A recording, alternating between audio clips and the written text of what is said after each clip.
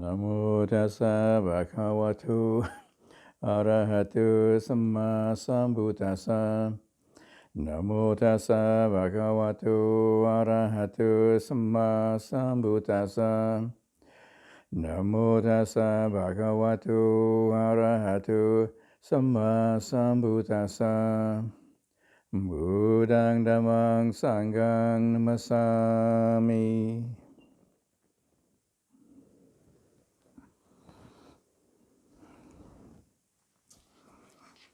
So at various places in the Pali Canon, no, this is, wait a minute. This is Sutta class number 3 for Vasa 2022. And last time we covered the 3 cardinal discourses, the 3 main discourses to give you some idea of the breadth of the Buddha's plan of spiritual practice. But for most people, it's not enough just to have the information.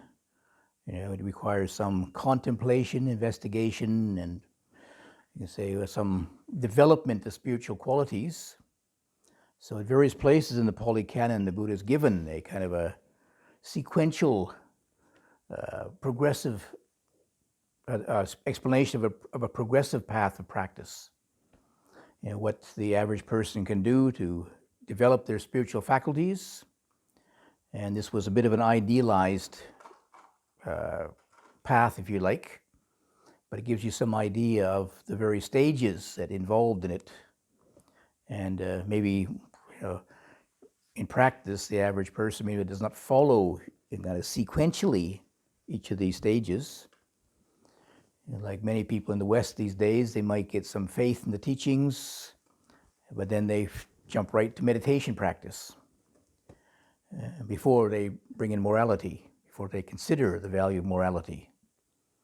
Which hopefully if they continue with the practice, they'll see the value of it. But at other times, maybe we practice for a little while and then we realize, something's missing. So if we have this particular format in mind, perhaps we can go back and realign the various factors so that they become more complete. And then maybe you find your practice then shifts to a different gear, as it were. So very basically, the Buddha outlines this progressive development that first of all, somebody hears the teachings, and then they get some faith in the teaching, and then they realize that the household life is a bit confined, a bit limited, so they go forth to the monastic life. Then when they go forth, they develop various levels of morality.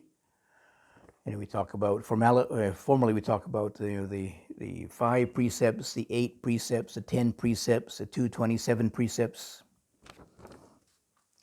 Then after development of morality, it's one stage anyway, then there's contentment with a simple lifestyle. And then there's sense restraint. And follows on from that, development of sati sampajanya, mindfulness and clear attentiveness. Following on from that is development of samadhi. And then the 8th stage is what has become known as vipassana meditation, insight meditation. In this case, investigating the arising and passing of the 3 asavas or outflows of existence, and contemplating the 4 Noble Truths. And then 9th stage, awakening. So that's the end of the talk. Are you there yet? Stage 9 yet? No. So anyway, in more detail, starting off with faith. And nowadays people hear the teachings in different contexts. Some people just mostly read a book about it. Somebody did some research in England about what inspired people to come to the monastic life. And virtually every single person had read a book about it. Very few had actually met a Buddhist monk in the beginning, or, of course, nobody heard the Buddha, but some didn't even hear a direct talk. Nowadays, maybe it's more like people look on the internet and find a talk or something rather. But it doesn't really matter how one gets the information, and then there's a certain degree of faith. And faith, saddha in Pali, is one of those things which is, comes in many different shapes, many different permutations. There's a, you can say maybe at the beginning is just, could be just what we call blind faith. That means you just hear, a friend of yours talks about it, or maybe you grow up into the, say, Buddhism, you grew up in that faith, and your parents teach you, so you just take it on. We all need, every human being needs some kind of belief system to give them some kind of meaning in life or some direction in life. And some people hear about, at an early age, they hear about, say, a religious belief, which covers a whole range of aspects of our life, from the very practical to how to live your everyday life, being a good person and being kind to people, and to answering some of the questions about the ultimates, what happens after you die, how do we get here, what's the meaning of life or something. Nowadays, there's more of a secularization of society, and so people, they tend to look at it more practically, maybe less, looking less for a religion. I think the latest census in Australia, a number of people who have no faith, no traditional faith, is nearly 50% now, declining from whatever it was, 75%. People are becoming more secularized. They want a logical answer, I guess, to things. Or maybe their belief system is shifted to, rather than belief in some kind of, either esoteric figure or some ultimate figure guiding their life or something. They just want to have a practical, like a socialist view of things. Work hard, make lots of money, and be happy. Capitalism, consumerism, or something or other. That's their belief system in life. Just work, make money, and be happy. Right? Is that enough? That's about all I heard in when I was a lay person. That's what I heard. Get a good job, make lots of money, and be happy. The trouble was that I saw people who made lots of money and they weren't happy. It was, oops, what happened here? There's a crack in the the so-called American dream became an American nightmare. But anyway, these days, even though there's a declining in faith, but people still, maybe don't go to or adhere to a particular belief system, but maybe people are also, they're spiritually inclined. We talk about now, rather than religion, we talk about spirituality. So there's all kinds of different expressions now, not in the traditional ones. I remember when they had a census in New Zealand, and somebody, they just broke it down to the main 5 main religions or something or other. And then somebody mentioned, they said, but wait a minute, this isn't correct, because I want to be a, what's the Space Wars people? Space Wars? Star Wars? Huh? What are they called? I forgot. Not a ninja, it's something else. Jedi. A Jedi, yes. They belong to the Jedi faith, but it wasn't listed on the census, you see. so, so, so how many people are Jedis? We don't even know it. Hidden Jedis, you know. Or people who are kung fu. They believe in kung fu or something, you know. But because it's not a standard religion, it doesn't fit in the category. So how do you know? You know? But at least from our point of view, I mean, from my point of view anyway, that there are a lot of people who are seeking for answers in different ways than the traditional standard ways of religious belief, if it were. Anyway, faith, I tend to put it in three different ways. There is faith, which is a little bit tenuous, a little bit slippery, because especially blind faith is you just take it up whatever comes along, but it hasn't really been challenged. You haven't really thought about it. But when you consider it, you think about it, contemplate it, maybe then you gain some what I call trust. Like I came across the Buddhist teachings, and I would say I didn't have ordinary faith like I had in Christianity, but it was logical to me. Yes, it made perfect sense. So I had trust that it had some value to it, because it was logical, made sense. Whereas I look at my belief in Christianity anyway, didn't quite make sense. Believing in some kind of supernatural power and nobody's seen them, But it was a very comforting belief. Somebody looking after me. The Buddhist one was not so comforting because you got to look after yourself. But growing up in a Protestant Western society, there was already that do-it-yourself ethic was already there. So, quite fit quite well with the general social ethos of the time. You see, a do-it-yourself religion, and you can prove for yourself, and you don't have to take it just on blind belief. You take it on trust and put it to the test and find out for yourself. So I had trust in it anyway. And then once one has seen some results, one gains some confidence. One knows now. There's a real basis of direct knowing. Yes, if I do this, like a meditation practice, if you sit down, focus on your breathing for a few hours, a few days, a few years, your mind will calm down. It does. It will work.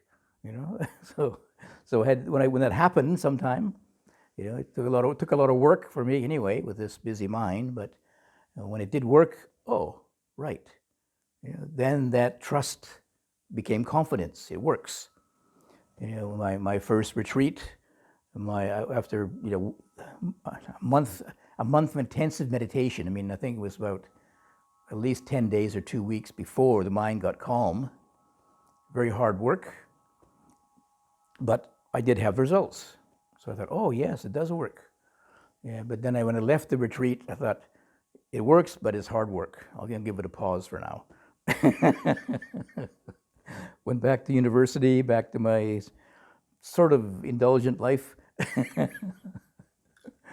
But then every once in a while, this thought of peace of mind came up. This memory came up. Peace of mind is possible. Yeah, and right now it's so far away. So then, okay, maybe I'll try again. So anyway, then the faith becomes confidence. So it gives you some much more solid basis to continue. And then one realizes that, okay, if one really wants to change one's life, follow the spiritual path, as it were, one needs to change one's lifestyle. So then one takes up the practice of morality. One looks at one's body, speech, and mind, and thoughts, and recognizes, the way I thought creates the way results happen. So if you think unskillfully, you get unskillful results. So watch what you think.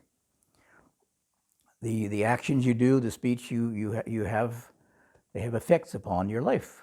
So, better be careful here. So reining in some of those tendencies, undertaking more morality, and then the one which was specific to monastic life, which it does have an effect in household life too, is simplicity of lifestyle, or it's called contentment in monastic life, santuti. Contentment with the requisites, since our life is quite, the options are quite limited in what we can do. So the Buddha recommends just being content with robes, the rag robes that we are given. So this rag is pretty good shape. Just from the factory, actually. The food we eat, the basic objects of providing for the nutriment of the body, although sometimes it's a feast, especially on Tuesdays.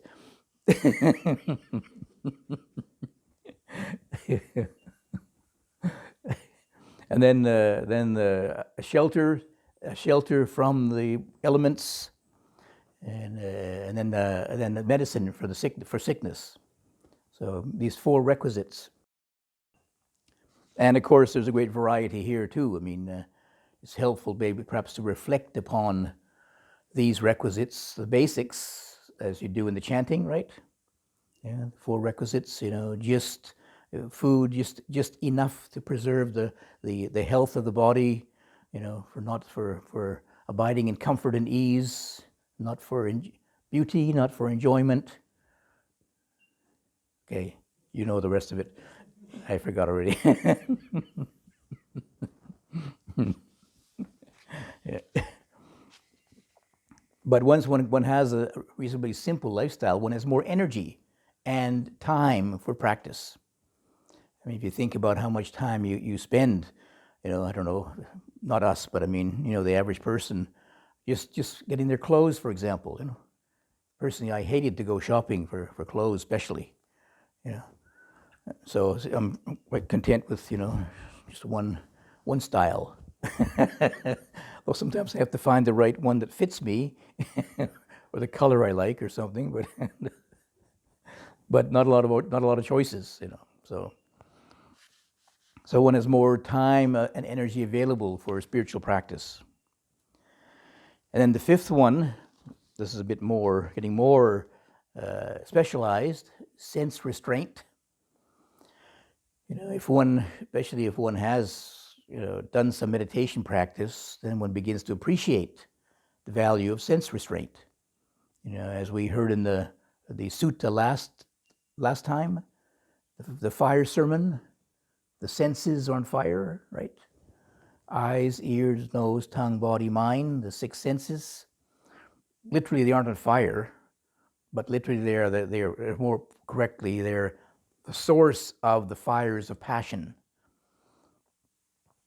The impressions that stir up greed, aversion, delusion, of course, come through the senses: sight, sound, smells, taste, touch, and thought.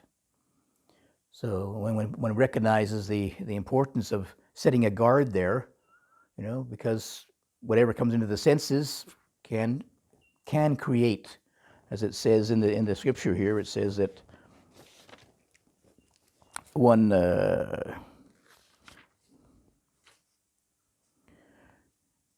on seeing a form with the eye, he does not grasp at the signs and features, not looking at the attractive details or unattractive ones accordingly. One just sees the general outline, if you like, recognizing, seeing, but not going to the specific details. That's a beautiful thing. That's an ugly thing.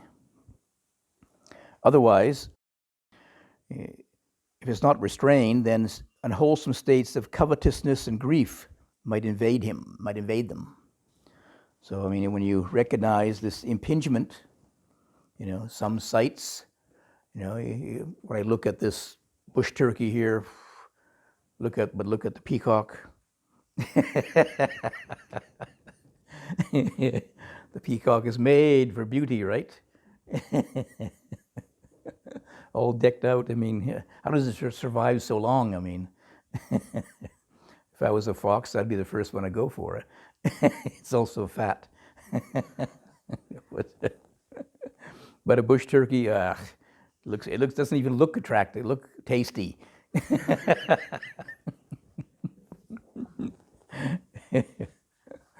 But they both eat the same thing, you know. So, anyway, and of course, recognizing just there's two aspects to it. One is to guard the doors of the senses, you know, to be very, like we say that when we walk around, you keep your eyes downcast. You know, I think personally, you know, walking around in the forest, you know, there are not too many things can really excite you unless you're you know, a flower freak or something. Or I mean, there are attractive flowers now coming out, so. But they don't elicit a lot of lust in me anyway. You know, they're attractive, and you know, but a lot of natural sights and sounds are very soothing, actually. But when you go into the city or the town or something, you may notice quite a change in the particular sense stimulation.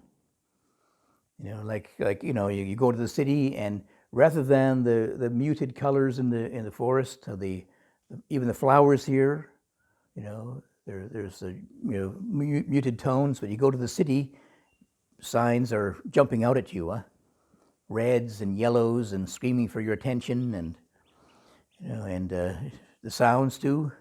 Yeah, I heard about how they use, when you go into a shopping center or somewhere, they play this background music, you know, so you feel more relaxed and you want to, you know, buy more things. And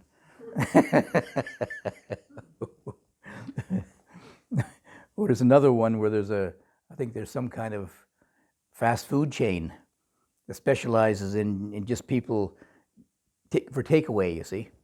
So they paint the color of the place is yellow, a very ugly yellow color, so you don't feel comfortable staying there very long.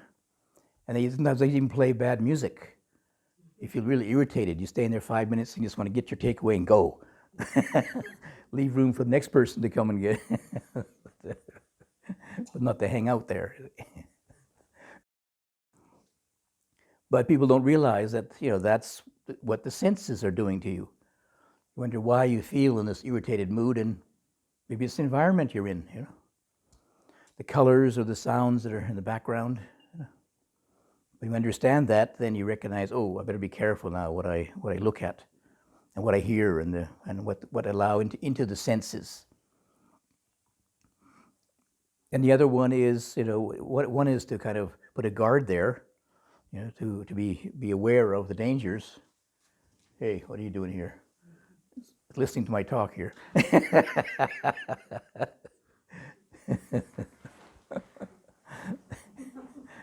Yeah.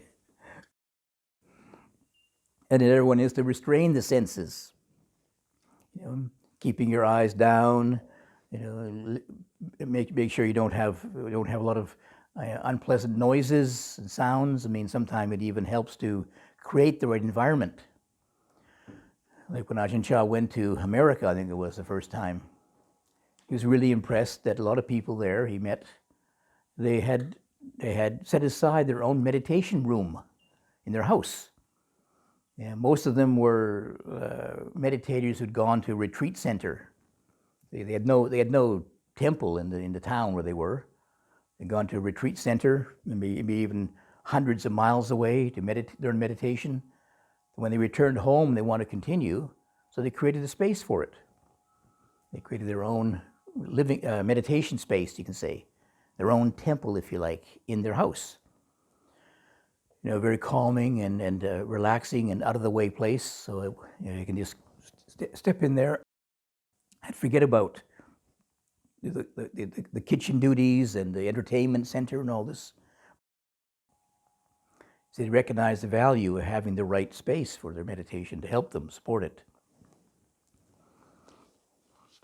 So when one has sense restraint and contentment, It's a very good foundation for the development of sati sampajanya. Sati is mindfulness, sampajanya is clear comprehension or clear attentiveness. And clear attentiveness has very specific details. I mean, it is being attentive to all the particular activities one engages in. So he acts, one who acts in full awareness when going forward and returning, who acts in full awareness when looking ahead and looking away, and full awareness when flexing and extending his limbs, full awareness when wearing the robes, carrying the outer robe and bowl, full awareness when eating, drinking, consuming food and tasting, full awareness when defecating and urinating, full awareness when walking, standing, sitting, falling asleep, waking up, talking, and keeping silent. So this is also, this is a kind of a basis for the, you say that the training in a monastery. And there's actually some of the rules, some of the Vinaya rules, we call the trainings, the Sakya rules for samaneras and for monks. There's 75 very minor rules. They aren't even, I think, they're just for training rules. So, how to eat properly. When you eat, when you talk, you shouldn't talk with food in your mouth. When you're eating, you should be very, very mindful and not drop rice grains back into your bowl or on the ground, and very, very detailed things. And these are pointed out, as kind of rules of etiquette, but they also perform this function of providing, sampajanya, clear attentiveness to all your activities. So if you're following the rules or you're following the principle, you begin to become more aware of all your bodily actions and your speech. And this provides a very good foundation for the development of mindfulness and the satipatthana. Once one has settled awareness within the body, for example, with these various activities, many people, they do these things sort of unmindfully, mindlessly. You go through your usual activities. I mean, people they eat and they talk and things just without a lot of reflection, a lot of attentiveness or awareness what they're doing. Sometimes it takes some effort to be attentive to these activities. See? But when you do, it provides a very good foundation, not only to be attentive to the actions, but to be mindful. That is, you can begin to observe, where did this action begin? Why did I speak like that? Why did I take that food or something? And also it becomes a very good foundation for samadhi, being able to focus your attention. So sampajanya becomes a basis for sati, development of satipatthana, the attendings with mindfulness. And we know something about this, the bring mindfulness or awareness with regard to the bodily actions, to feelings, states of mind, and the Dhammas. And that's a, quite a more detailed practice to undertake. So that'll be our theme next week. So I can give you some homework already.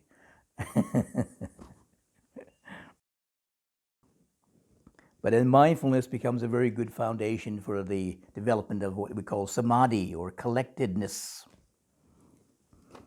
Samadhi is usually what most people understand as meditation.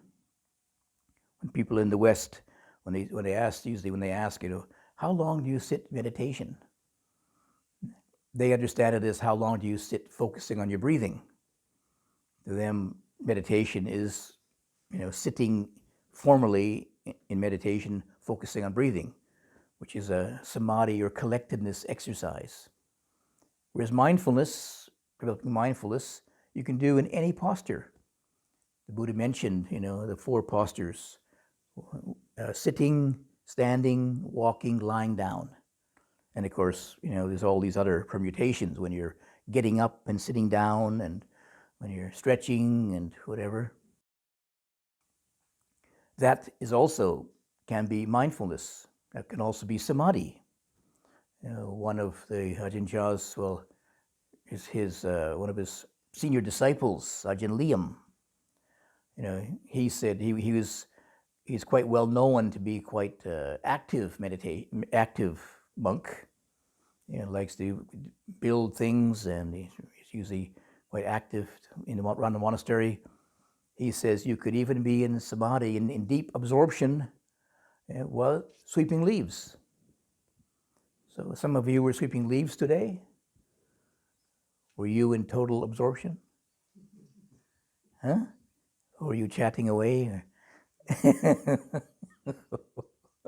You could have been in samadhi, deep absorption. Maybe a little bit of practice, perhaps, but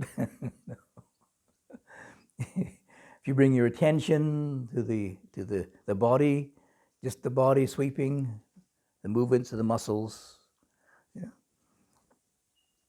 Sometimes the practice of a samadhi is, because it does also involve a development of spiritual faculties. In the beginning, probably the most important factor is focus or concentration, you see. But concentration is only one factor. There is, in the first level of deep samadhi or absorption, called jhana, there are 5 factors. It's called, this is vitakka, vichara, piti, sukha, ekagata. So, got that? So vitakka vichara means, vitakka generally means to think. In this case, it means to take up an object, to bring up an object into your mind. Rather than just think about it, you hold this object in your mind, which is like an act of thinking. Thinking is like holding a thought. Now you hold a meditation object, like breathing. You hold that in your mind. Vichara is to examine it. So your mind becomes really totally involved with this object. You don't think about something else. You think about only breathing. Keep this. Thinking is maybe in the beginning. Breathing is just a thought, perhaps in the beginning. What am I doing? I'm watching the breath.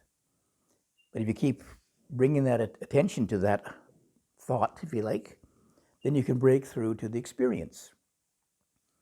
Not just a concept in your mind, but it becomes a direct experience.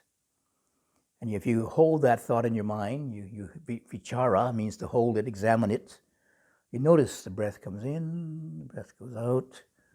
It's not just an idea or a concept of breath, but you see it as an experience now, coming in and going out and flowing, and there's different rhythms to it, and faster and slower, and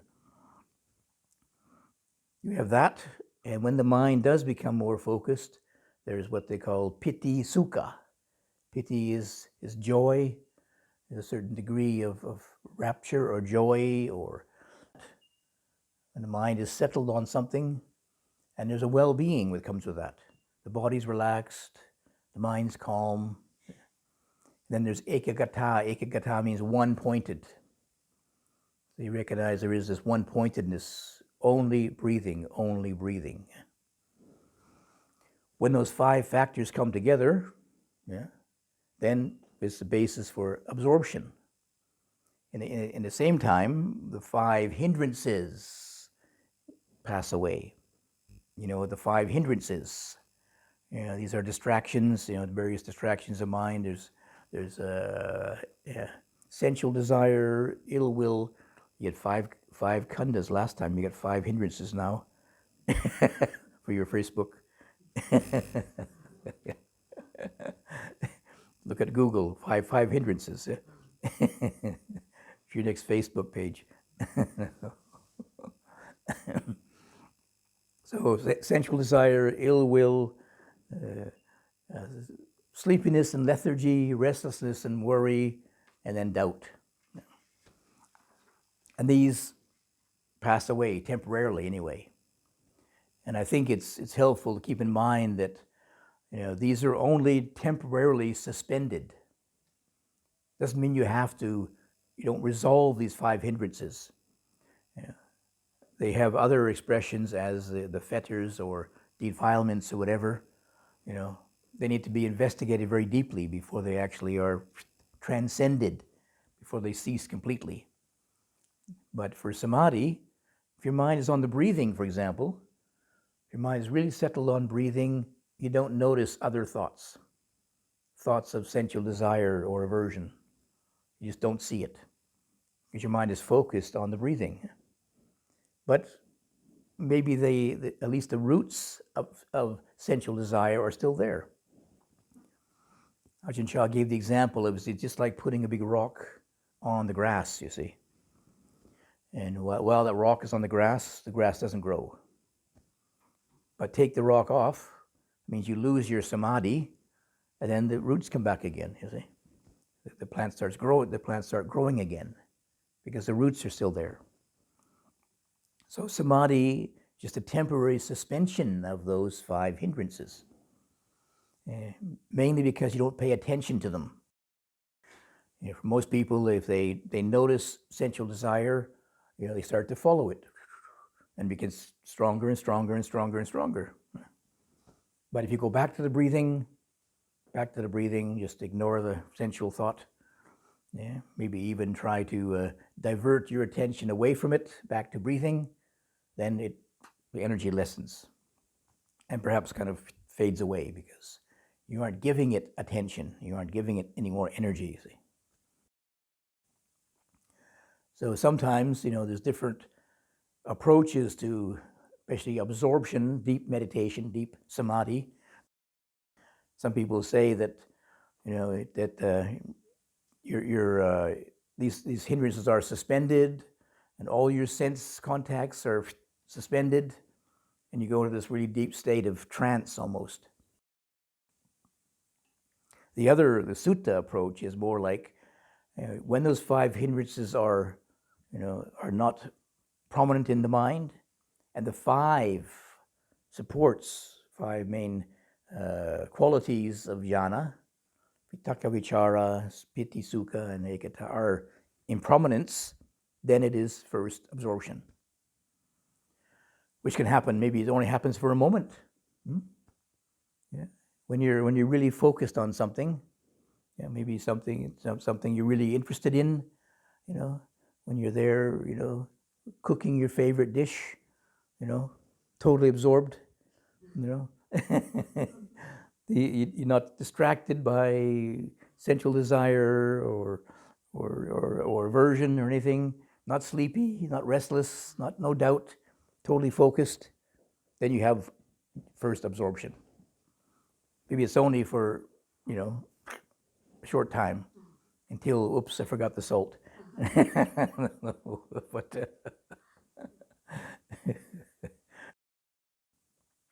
But when you recognize that, the possibility of the mind being totally absorbed in something, then you can investigate, what's the supportive qualities of it.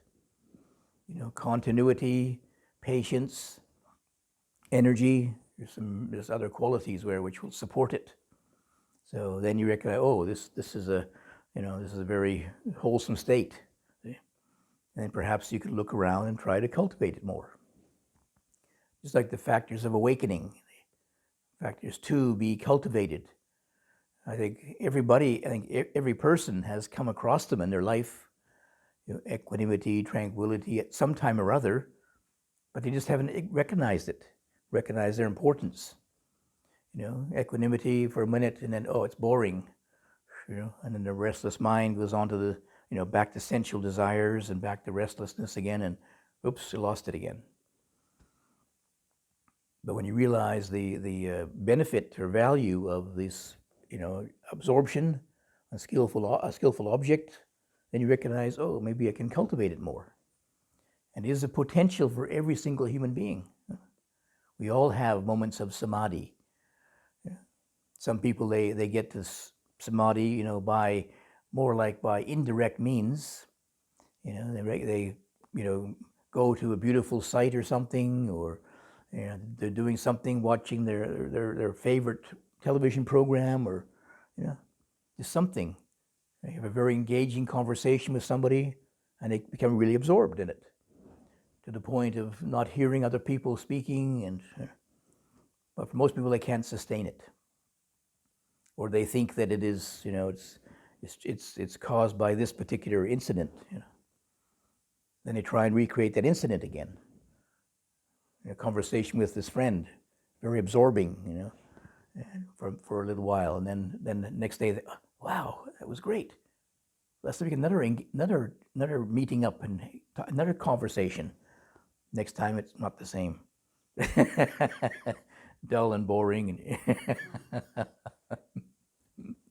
They didn't realize that these factors came together in their mind. You see, interest and well-being, sense of joy, vitakka vichara. You're really drawn into it. Those are universal factors, but the external situation is incidental, really, incidental.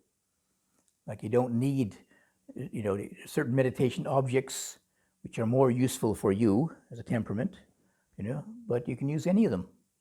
Yeah. Some will work better for you as for your personality type, but mainly it is the factors that come together. Those 5 factors come together. So after developing samadhi, there's, of course, traditionally they talk about the 4 different levels. Yeah. And it's still a little bit controversial. Here in the scriptures, they talk about, going through all 4 levels of what are called the fine material absorptions, up to the 4th absorption. And then one has so much power of concentration that one is able to extend your awareness to the psychic powers. I don't know if this will excite anybody or not. Psychic powers. Be able to, when his mind is concentrated, thus purified, bright, unblemished, rid of imperfection, malleable, wieldy, steady, and attain to imperturbability. They direct their mind to the knowledge of the recollection of their past lives. Want to know your past lives? This one is difficult enough, I think, to you. Thank you. These are extras, these little extras. Or the same way, direct your mind to the knowledge of the passing away and reappearance of other beings.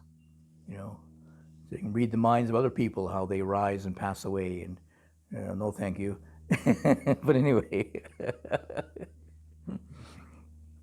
But some of these explanations, they skip those 2, you see, and then they get down to the last one. They direct your mind to the knowledge of the destruction of the outflows, the asavas. These are what I call the outflows of selfhood, sensual desire. Bhava is existence or becoming, and then ignorance. So you know what these are. And then you see the rising of them and the passing away, or then also to the understanding of the 4 noble truths of dukkha, arising, cessation, and path. The 4 foundations of mindfulness. The four noble truths. The 4 noble truths. Yeah. So when one is able to do that, when he knows and sees thus, his mind is liberated from the 3 outflows, and then they know that the mind is liberated. He understands birth is destroyed, the holy life has been lived, what had been done has been done. There is no more coming to any state of being. So one is then fully awakened. So that was, all in 45 minutes. Although these days, most of us don't quite have the paramitas, like the Buddha's 5 disciples or the 1,000 Matahira ascetics. We don't have the accumulations, so it might take us a bit longer to practice. And nowadays, we have you see so many different, distractions on the way, that you have to maybe spend more time developing some of the preliminaries: contentment with living, simple lifestyle, sense restraint. And you can imagine in the Buddha's time, perhaps, that there was very few. There's very little sound around. There was no tapes, no CDs around. There's no music except for people singing themselves. Very few distracting sights around. No advertising. No neon lights. No traffic noise. No airplanes flying over. Life was quite simple already. So for them, sense restraint was, not a big deal. But nowadays, for most of us, there's so many things calling for our attention nowadays. The news and just people, all the different things you have to concern yourself with these days. So having an occasion to, say, stay in a quiet place for a certain period of time, you can recognize the value of sense restraint. Cutting down the input of sight, sound, smells, taste, touch, and thought. And this provides much more of a basis. I mean, during retreat time, some of the practices, to speak little, and don't read anything, unless you want to read some inspiring scriptures or something, but not reading any distracting literature, and turning off your mobile phone. Little things, but you take these away, and in the end they add up to a lot, don't they? Things to read, things to see, telephone calls to make, whatever, stirring up your mind even more. So many people, their mind can only stay at a superficial level of calm. Whereas when you take away these more distractions, the deeper level of calm can become. Basically, Ajahn Chah said, the calmer the mind, the deeper the insight. So, I mean, sometimes just when your mind has been calm for a little while, and you look at those 3 cardinal discourses, then they have a much more deeper meaning to them. When your mind is a bit distracted, you read them, and you can read the words, but what do they mean? There's no permanent self. What's that mean? The 5 groups of grasping, body is not mine, feeling is not mine, memory is not mine, thoughts are not yours. That's a helpful one, isn't it? The thoughts are not yours. So let them go.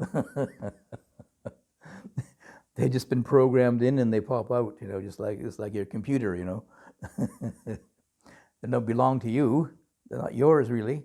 It's been programmed into this brain. So when you recognize, oh, this thought is not mine, why worry about it? Why get concerned about it? Why try and sort it out? Just drop it. It's not mine. Maybe it belongs to the bush turkey. Bring it in the morning and feed it to the peacock. You can have a morning thought feeding session.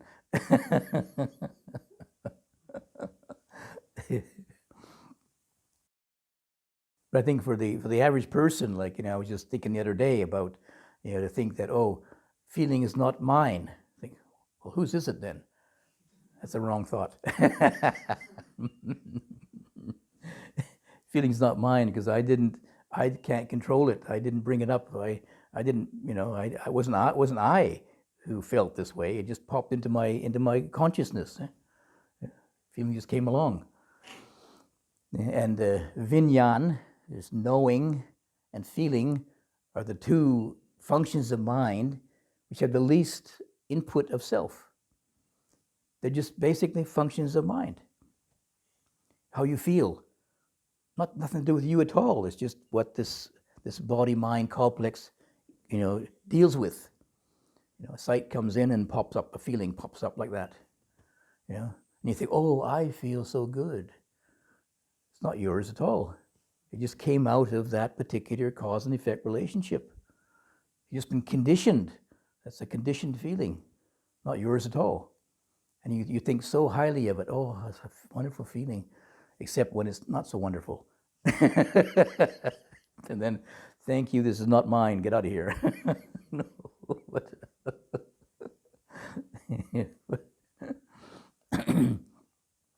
but you really recognize it as this is not really mine. Then it sinks in deeper and deeper and deeper when your mind is calmer and you break through that initial distractedness. That distractedness is mostly just yourself. Yourself is filtering the stuff out. I like this, I don't like that, I want this, I don't want that, blah, blah, blah. It's all self-activity. Where it was when that mind calms down, that self-activity calms down, you see the way things really are. Aha, it's not really mine. I would like the pleasant feeling to be mine so I can hang on to it, but sorry, the way things really are, it's not yours. It doesn't belong to you. It's programmed there. So we develop these various practices, and sometimes the practice goes quite well. It seems to be some progress. You seem to be getting some insight or some knowledge arising, and then other times it just dries up. And you realize, oh, maybe there's something I have to kind of balance out here. Maybe go back again to faith, to trust. In the commentarial tradition, they say to talk about balancing the faculties. So faith should be balanced with understanding. So sometimes we just believe in these practices, like, you believe, oh, if I just sit in meditation long enough, my mind will calm down. Yeah. Well, weeks later, your mind doesn't calm down. What's wrong here? Well, maybe you have to look at understanding now. You believe in it, but not enough understanding. In order for your mind to calm down, you have to know what is disturbing your mind in the first place. Not just believe that if you sit there huffing, puffing away 2 weeks, it'll go quiet. You have to look at what are those thoughts disturbing it. You have to bring in more wisdom then, more understanding, and investigate the causes of the lack of calm, perhaps. When you do that, then maybe there's some shift in your practice. And okay, you have to have trust in this exercise. You still go back to sitting cross-legged, focusing on breathing. You still have trust in that. But now you have a new attitude, another approach to it. Sitting there, focusing on breathing, but also investigating what's actually the arising and passing away of disturbances and distractions. So your practice goes back again to the basics, but now you have a new approach to it, a new investigation, a new way of looking at it with more wisdom. And then it adds more to your trust. That wisdom then provides some further insight and deeper levels of calm, increases the trust then. Yes, the practice is, like this, it continues, but I've got to add some wisdom to it as well. So they complement each other, some understanding, some trust. And sometimes, we have some knowledge. The other side is too much knowledge can become conceit, that we know everything. But then, sometimes we have to recognize, you have the trust to recognize, oh, we don't know everything. So I have to put some trust in, the teachings of the Buddha. The Buddha was wiser than I was, so put trust in his. I don't know yet myself, but I trust that he knows the way, and I continue the practice. And if I continue with it, then maybe there's a breakthrough sometime. So then we have to go, we're going back to the same principles, these are the basic principles, more refinement of the sense restraint. It provides different levels of calm. Different levels of calm can provide deeper appreciation of deeper levels of a sense restraint, and go back and forth. And so we continue with this procedures of practice, kind of put them all together, and 8 stages. It's like the Eightfold Path, and before you know it, awakening dawns. Before you know it. Still the unknown, isn't it? Before you know it.